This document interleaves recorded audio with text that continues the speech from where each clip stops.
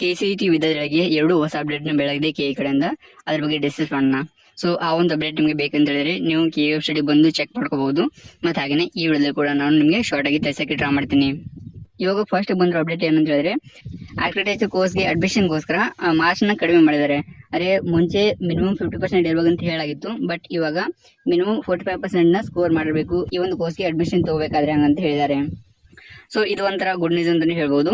ಅದಾದ್ಮೇಲೆ ನೆಕ್ಸ್ಟ್ ಬಂದು ಇವಾಗ ಯಾರ್ಯಾರು ಕ್ಯಾಂಡಿಡೇಟ್ CET ಅಪ್ಲಿಕೇಶನ್ ಹಾಕಿರ್ತಾರೆ, ಮತ್ತೆ ಅದ್ರ ಜೊತೆಗೆ ಯಾರ್ಯಾರು ನಾಟ ಎಕ್ಸಾಮ್ ನ ಬರ್ದು ಅವ್ರದ್ದು ಎಕ್ಸಾಮ್ ಚೆನ್ನಾಗಿದೆ, ಸೊ ಅಂತವಿದ್ದು ಇವಾಗ ಅವ್ರದ್ದು ಮಾರ್ಕ್ಸ್ ಕಾರ್ಡ್ ಅಪ್ಲೋಡ್ ಮಾಡೋದಿರುತ್ತೆ.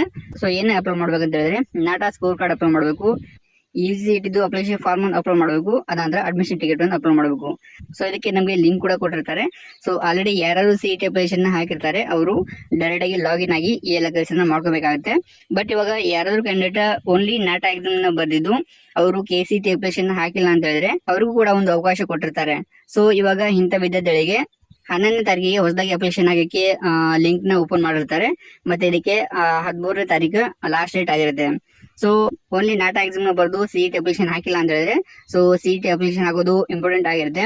ಸೊ ನೀವು ಆರ್ಕಿಟೆಕ್ಚರ್ ಕೋರ್ಸ್ಗೆ KCET ಕೌನ್ಸಿಲಿಂಗ್ ಥ್ರೂ ಅಡ್ಮಿಷನ್ ತಗೋಬೇಕಂತ ಹೇಳಿದ್ರೆ CET ಅಪ್ಲಿಕೇಶನ್ ಅನ್ನು ಕಂಪಲ್ಸರಿ ಹಾಕಲೇಬೇಕು. ಸೊ ಹಾಗಾಗಿ ಇವಾಗ ನಿಮಗೆ ಲಿಂಕ್ ನ ಓಪನ್ ಮಾಡಿದ್ದಾರೆ. ಸೊ 11ನೇ ತಾರೀಕಿಂದ 13ನೇ ತಾರೀಕಿನವರೆಗೆ ಈ ಒಂದು ಕೆಲಸ ನೀವು ಮಾಡ್ಕೋಬೇಕಾಗುತ್ತೆ. ಸೊ ಈ ಕೆಲಸನ ಮಾಡಿ ಆ ನಂತರ ಮತ್ತೊಮ್ಮೆ ನೀವು 15ನೇ ತಾರೀಕು ಒಳಗಡೆ ಎಲ್ಲ ಡಾಕ್ಯುಮೆಂಟ್ ನ ಅಪ್ಲೋಡ್ ಮಾಡೋದಿರುತ್ತೆ. ಅಂದ್ರೆ ನಾಟಾ ಸ್ಕೋರ್ ಕಾರ್ಡ್ ಮತ್ತೆ CET ಅಪ್ಲಿಕೇಶನ್ ನ ನೀವು ಅಪ್ಲೋಡ್ ಮಾಡೋದಿರುತ್ತೆ. ಸೊ ಇಲ್ಲಿ 2 ಕ್ಯಾಂಡಿಡೇಟ್ಗೆ ಇನ್ಫಾರ್ಮೇಶನ್ ಕೊಟ್ಟಿರ್ತಾರೆ. ಸೊ ಅವರು CET ಅಪ್ಲಿಕೇಶನ್ ಹಾಕಿರ್ಬೋದು ಅಥವಾ ಹಾಕಿರದೇ ಇರಬಹುದು. ಬಟ್ ನಾಟಾ ಎಕ್ಸಾಮ್ ನ ಬರೆದು ಆರ್ಕಿಟೆಕ್ಚರ್ ಕೋರ್ಸ್ಗೆ ಜಾಯ್ನ್ ಆಗಬೇಕಂತ ಅನ್ಕೊಂಡಿದ್ರೆ ಅವರು ಈ ಕೆಲಸನ ತಪ್ಪದೆ ಮಾಡ್ಕೋಬೇಕಾಗುತ್ತೆ. ಸೊ ಈ ಎಲ್ಲ ಕೆಲಸ ಮಾಡ್ಕೊಳ್ಳಕ್ಕೆ ನಮಗೆ 15ನೇ ತಾರೀಕು ಲಾಸ್ಟ್ ಡೇಟ್ ಆಗಿರುತ್ತೆ. ಸೊ ಡೇಟ್ ನ ಮತ್ತೊಮ್ಮೆ ಎಕ್ಸ್ಟೆಂಡ್ ಮಾಡಲ್ಲ. ಹಾಗಾಗಿ ಈ ಒಂದು ಕೆಲಸನ ನೀವು ಕೂಡ ಮಾಡ್ಕೊಳ್ಳಿ, ಮತ್ತೆ ಹಾಗೇನೆ ನಿಮ್ಮೆಲ್ಲ ಬೇರೆ ಫ್ರೆಂಡ್ಸ್ ಶೇರ್ ಮಾಡಿ ಅವ್ರು ಕೂಡ ಇದನ್ನ ತಿಳ್ಕೊಂಡು ಅವ್ರ ಕೆಲಸನ ಮಾಡ್ಕೋತಾರೆ. ಸೊ ಇದಕ್ಕೋಸ್ಕರ ಅಪ್ಲೈ ಮಾಡಕ್ಕೆ ನಮಗೆ UGC ಸೆಕ್ಷನ್ ಅಲ್ಲಿ 2 ಹೊಸ ಲಿಂಕ್ ನ ಕೊಟ್ಟಿರ್ತಾರೆ. ಅಂದ್ರೆ ಒಂದು ನೋಟಿಫಿಕೇಶನ್ ಲಿಂಕ್ ಇದೆ. ಸೊ ಅದ್ರ ಬಗ್ಗೆ ನಾವು ಆಲ್ರೆಡಿ ನೋಡ್ಕೊಂಡಿವಿ. ಅದಾದ ನೆಕ್ಸ್ಟ್ ಬಂದು ಇಲ್ಲಿ ಅಪ್ಲಿಕೇಶನ್ ಲಿಂಕ್ ನ ಕೊಟ್ಟಿರ್ತಾರೆ. ಸೊ ಇವಾಗ ಆ ಕ್ಯಾಂಡಿಡೇಟ್ ಹೊಸದಾಗಿ ಕೂಡ ಅಪ್ಲಿಕೇಶನ್ ಹಾಕಬಹುದು, ಮತ್ತೆ ಆಲ್ರೆಡಿ ಯಾರಾದ್ರೂ ಅಪ್ಲಿಕೇಶನ್ ಹಾಕಿದ್ರೆ ಅವರು ಲಾಗಿನ್ ಆಗಿ ಜಸ್ಟ್ ಅಲ್ಲಿ ಹೇಳಿದ ಡಾಕ್ಯುಮೆಂಟ್ ನ ಅಪ್ಲೋಡ್ ಮಾಡಬಹುದು. ಸೊ ಇಲ್ಲಿ 2 ಆಪ್ಷನ್ ನಿಮಗೆ ಸಿಗುತ್ತೆ.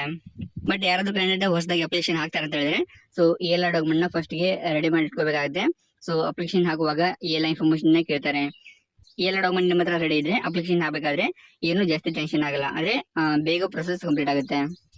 ಸೊ ಇವಾಗ ಬಂದಿರೋ ಅಪ್ಡೇಟ್ ಇಷ್ಟ ಆಗಿರುತ್ತೆ. ಸೊ ಇದೇ ತರ ಮತ್ತೆ ಹೊಸ ಅಪ್ಡೇಟ್ ಬಂದಾಗ ನಾವು ಇದೇ ತರ ವಿಡಿಯೋ ಮಾಡಿ ಟ್ರೈ ಮಾಡ್ತೀವಿ. ಹಾಗಾಗಿ ಯಾರಾದ್ರೂ ನಮ್ಮ ಚಾನಲ್ಗೆ ಫಸ್ಟ್ ಟೈಮ್ ವಿಸಿಟ್ ಮಾಡಿದ್ರೆ ಸಬ್ಸ್ಕ್ರೈಬ್ ಮಾಡ್ಕೊಂಡಿಲ್ಲ ಅಂತ ಹೇಳಿದ್ರೆ ಈ ವಿಡಿಯೋ ಕೆಳಗಡೆ ಸಬ್ಸ್ಕ್ರೈಬ್ ಬಟನ್ ಕಾಣುತ್ತೆ, ಅದನ್ನ ಕ್ಲಿಕ್ ಮಾಡಿ ಸಬ್ಸ್ಕ್ರೈಬ್ ಮಾಡ್ಕೊಳ್ಳಿ. ಮತ್ತೆ ಬೇರೆ ಡೌಟ್ ಇದ್ರೆ ಕಮೆಂಟ್ ಬಾಕ್ಸ್ ಅಲ್ಲಿ ಶೇರ್ ಮಾಡಿ. ಹಾಗೇನೆ ಈ ಫಂಕ್ಷನ್ ಯೂಸ್ ಮಾಡಿದ್ರೆ ಒಂದು ಲೈಕ್ ಮಾಡಿ. Thanks for watching. See you next video. Tata.